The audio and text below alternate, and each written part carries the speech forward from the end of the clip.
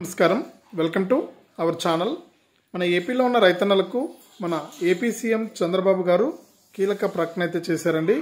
ఇక ఆయన మరొక 4 రోజుల్లో ప్రమాణ స్వీకారం అయితే చేయబోతున్నారు। ఇక ప్రమాణ స్వీకారం చేసినటువంటి తొలి రోజే రైతులకైతే మనకు 163 కోట్ల రూపాయలను అయితే జమ చేయబోతున్నారు। ఇక అంతకంటే ముందుగానే మనకు రైతులకు ఆయన చెప్పినటువంటి ఎన్నికల మేనిఫెస్టోలో హామీలో భాగంగా రైతు భరోసా కింద 20,000 రూపాయలు ఇస్తామన్నారు।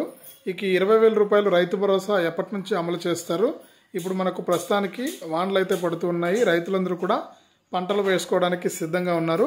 మనకు ఈ నేపథ్యంలో మనకేంటంటే ఈ పంట వేసుకోవడానికి పెట్టుబడి సాయం కింద రైతు భరోసా పథకాన్ని అయితే అమలు చేయాల్సి ఉంటుంది।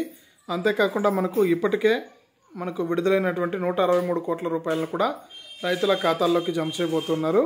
ఆ వివరాలన్నీ కూడా మీకు అందరికీ కూడా నేను తెలియజేస్తాను। దయచేసి వీడియో చూస్తున్న ప్రతి ఒక్కరు కూడా వీడియోని లైక్ చేయండి, తెలిసిన బంధువులకు స్నేహితులకు వీడియోని షేర్ చేయండి।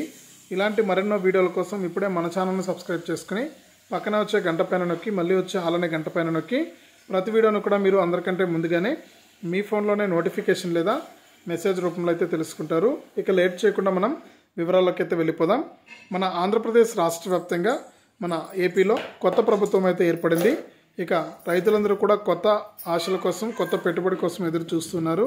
ఈ నేపథ్యంలో మన సీఎం చంద్రబాబు గారు కీలక ప్రకటన అయితే చేశారు। ఎన్నికల మేనిఫెస్టోలో ఏదైతే హామీ ఇచ్చారో రైతు భరోసా కింద సంవత్సరానికి 20,000 రూపాయలు ఇస్తామన్నారు। ఇక ఈ పథకాన్ని రైతులు ఎందుకంటే ఇప్పుడు వానలు అయితే పడుతున్నాయి, వానాకాలం సీజన్ ప్రారంభమైంది।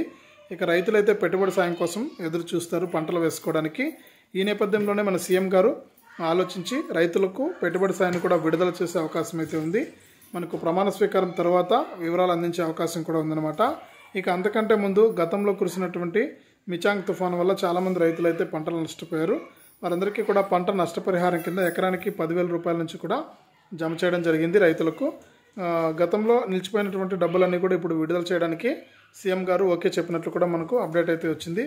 ఇక రైతుల ఖాతాల్లోకి మరొకసారి పంట నష్టపరిహారం కింద డబ్బులు జమ అయ్యే అవకాశం అయితే ఉంది। ఇది అప్డేటు। వీడియోను లైక్ చేయండి, షేర్ చేయండి।